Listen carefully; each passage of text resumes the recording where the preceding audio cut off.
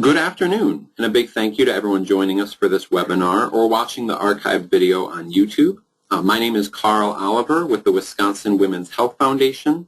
I'm here today to introduce our topic and speakers. Today we're going to address the subject of electronic cigarette use among pregnant women. For the recording, it's important to note that today's date is December 4th, 2014. I mention this because, as those who have been following this issue are aware, there is new information coming out seemingly every week on potential benefits, potential risks for electronic cigarettes. This webinar is a snapshot in time just of what we know now, what we're concerned about today in terms of electronic cigarettes and pregnant women. So I'm just making sure my audio is working, and it seems to be. Hopefully everybody can hear us out in the internet land. Today we have two outstanding individuals joining us, Ryan Sheahan, the Coalition Coordinator, and Nina Gregerson, Coalition Outreach Specialist with the Tobacco-Free Columbia and Dane County Coalition. For those unfamiliar, the Tobacco-Free Columbia and Dane County Coalition works to eliminate the burden of tobacco through prevention, education, and policy work. So I'd like to extend a big welcome from myself and the Wisconsin Women's Health Foundation to these two individuals and thank them in advance for their time and expertise today. With that, I'll pass this over to Ryan. Thank you. Thanks for being on the webinar today. Again, my name is Ryan Sheahan, and I'm just going to briefly go over one or two slides here of who the coalition is and what we do. It's myself, I'm Ryan, the coordinator. We have a youth coordinator, Lyle Bursmeister, and Nina Gregerson, our outreach specialist. And so we have our, a few focus areas that we work in right now. So one of our programs that we run is our Clear Gains Initiative, which is Wisconsin's smoke-free housing work that we do. And so we educate property managers on the benefits of going smoke-free. We have a youth program called FACT, where we are in the schools throughout Dane and Columbia County. We have our Wisconsin WINS program, which is our compliance program, where we send our youth minors into tobacco license vendors to make sure they're not selling to minors. We help educate about the Wisconsin Quit line, 1-800-QUIT-NOW, and do a lot of education on new tobacco products such as flavored cigars and chewing tobacco, and also e-cigarettes now.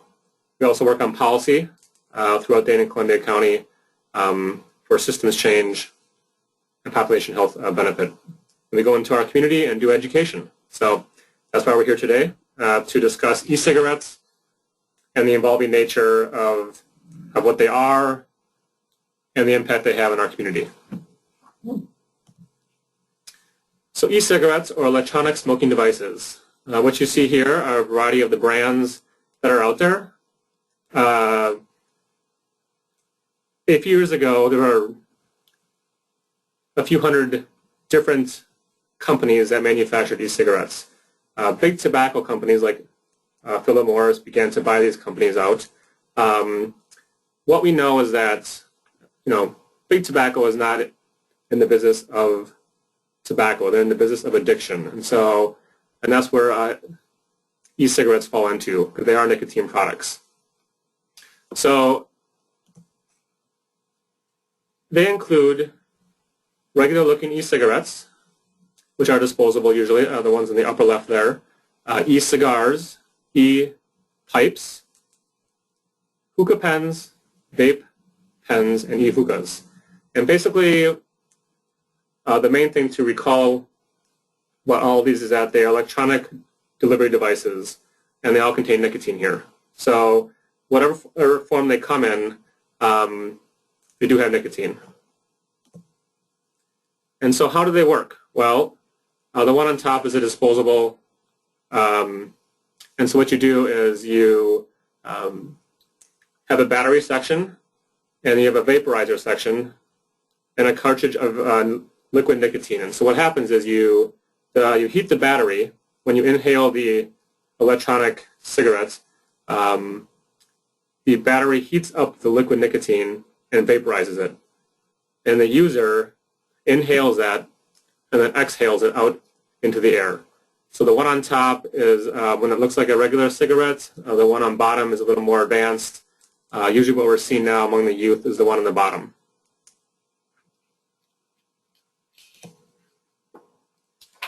They come in a variety of flavors, and that's one of the issues here for both youth and adults. As you can see, this board here was taken at one of the local City of Madison vape shops.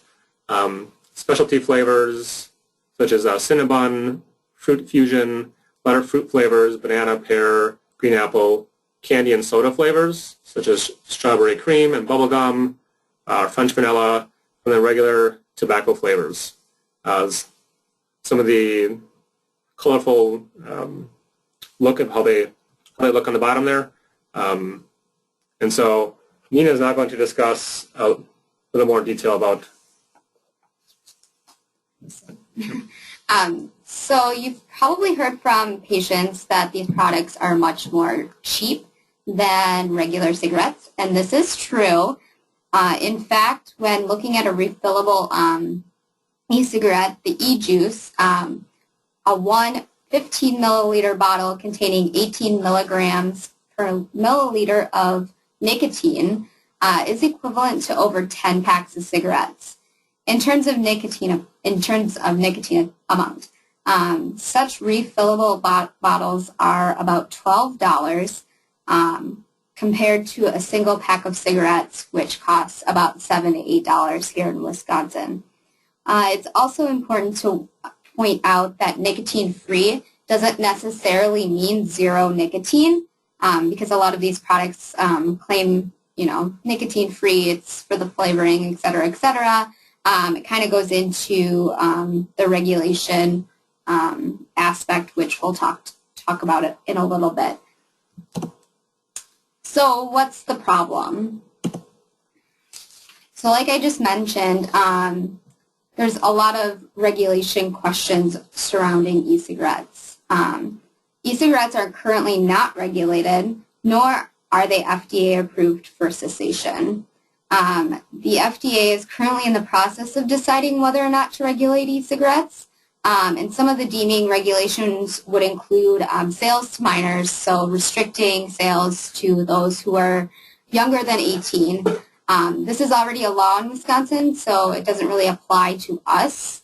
It would also require that manufacturers disclose their ingredients, or in other words, it would create manufacturer continuity, including labeling the correct nicotine level of the product.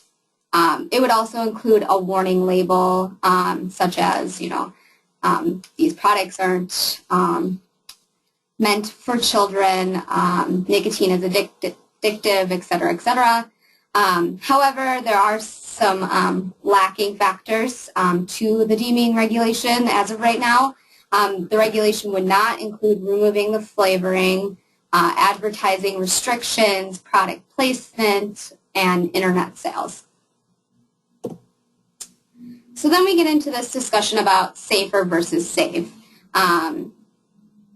If we're looking at conventional cigarettes, which contain nicotine as well as up to 4,000 other toxins and carcinogens, e-cigarettes usually only contain nicotine, water, propylene glycol, but they can also contain other hidden toxins as well.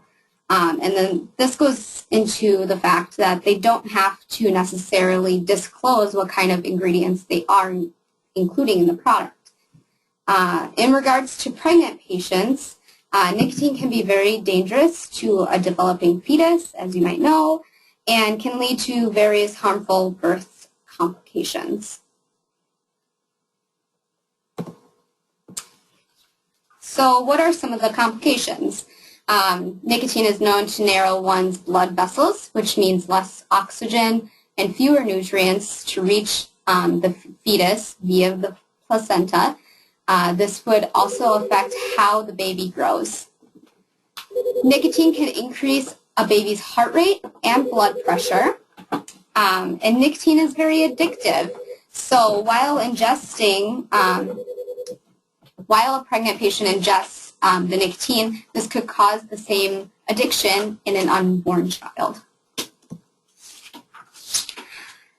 Nicotine has also been linked to high-risk pregnancies, premature birth, low birth weight, and fetal injury.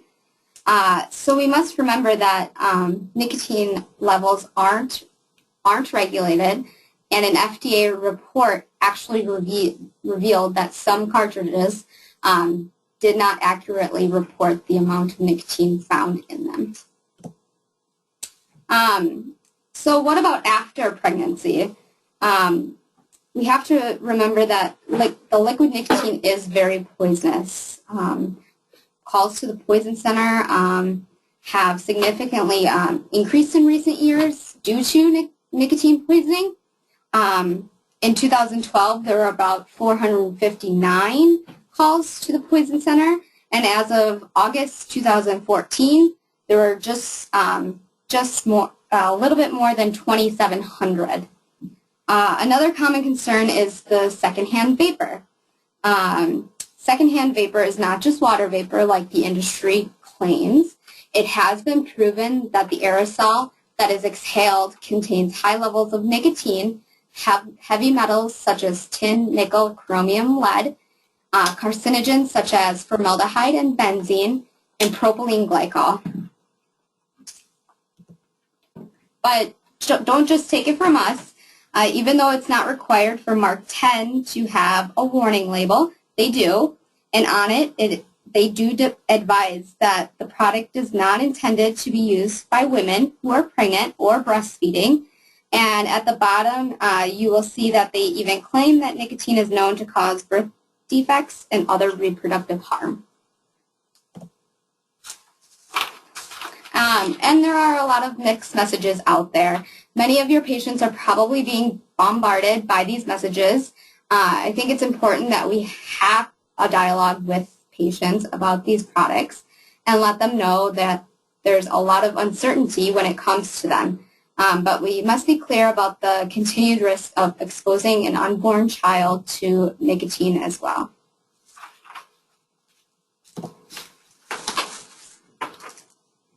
So what are some common pushbacks that we hear from users? Well, first one is, well, e-cigarettes are safer than regular cigarettes. But as Nina noted on earlier slides, e-cigarettes still do contain nicotine, which is known to have adverse effects on the fetus and pregnancy overall. And even if they're labeled nicotine-free, it doesn't guarantee that they actually are, because they're not regulated. No one knows how much actually are in the containers of nicotine. And it can be very deadly if a small child were to ingest even a small amount. Nicotine is very hazardous. So you might also get the comment, you know, my friend quit smoking with these products. And while this may be the case, e-cigarettes have not been proven to be successful in cessation. There are some studies that are starting to be developed to, prove whether or not they could be useful in cessation. But as of right now, they have not been proven. And this goes to the fact that they are not FDA approved for cessation by the FDA. And well, it's just water vapor. You're probably hearing that because that's what the e-cigarette industry wants you to hear. So that's their messaging points right now. And so the aerosol that is exhaled is not just water vapor. It can include nicotine, obviously, heavy metals, carcinogens, and other chemicals that are hazardous to the body. So for more information, you can always visit the First Breath website, which is listed right there. There is an excellent article regarding e-cigarettes from the May newsletter that that is archived on the website. There will also be a brochure addressing some of the most common myths surrounding e-cigarettes and pregnancy, which will be available later this month. So please see the upcoming newsletter for details on the new material. And then some resources from us as the coalition. We do have our website, which lists our contact information if you do need any further clarification from us. The Tobacco Resource Center website, which is our state partners. There's a ton of resources on there, so I would suggest checking that out. And if you're on social media, feel free to like us on Facebook or follow us on Twitter. We try to keep that updated every day with any up-to-date news on e-cigarettes and other tobacco products. And that's our information there. It's myself and then Nina. Feel free to take our number down and or shoot us an email if you have any questions. I would like to cover a few questions that we've heard from providers like yourself. And so the first one is, what should I say to a woman who says that her e-cigarettes helped her quit smoking? Well, first you should congratulate her on that progress. I mean, quitting tobacco is very hard and quitting nicotine is very hard. So it's a great first step. And ask her what she knows about e-cigarettes and the long-term risks. If she's not planning on quitting, let her know that we just don't know enough about e-cigarettes to recommend them for anyone, much less someone who is pregnant. Recommendation is that she cut back or stop using e-cigarettes as well. So another question, what can my client say to her family members who want to use e-cigarettes around her and her children? So make sure she's comfortable bringing up to them first. If she does not feel comfortable doing that, she's going to have a hard time asking them to stop. Next, give her some information and talking points to use with them. It doesn't have to be perfect, but she has to have enough information to address the issue. Keep the focus on the health of the baby and the children, as that's something everyone should be able to support and respect. Finally, talk about some of the possible outcomes might be. She should go into this conversation with an idea of what kinds of changes she can ask the people to make, even if it's just not using e-cigarettes when the baby and the children are present. One more question is, I've heard that people use e-cigarettes to smoke other drugs as well, and is that true?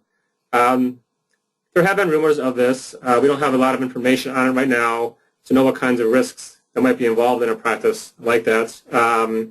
If it is true, there's always a risk of overdose no matter what, particularly with drugs that are not normally inhaled. Inhalation is the fastest and most effective way known to deliver a drug to the brain. And then finally, any idea when the FDA will come out with clear answers on these new products? And that's actually a really tricky question. The deeming regulation has been kind of up in the air for almost a year now. Public comments ended about 6 months ago. So we are hoping in 2015 that they will come out with a clear decision on these products and whether or not they will regulate them. As far as FDA approval for cessation, like I said, that they have to go through some testing and some research to make claims as for cessation. So that actually might take more time than the deeming regulation. So it's kind of uncertain right now. Excellent. So thank you very much to our two guests for sharing their time and their expertise with us today. If there was something in this webinar that you missed, certainly we are going to be recording it and it will be available online later this month, as well as the slides will be made available online as well. So thank you very much for giving us some of your time and attention today, and yeah, keep going out there and doing great work.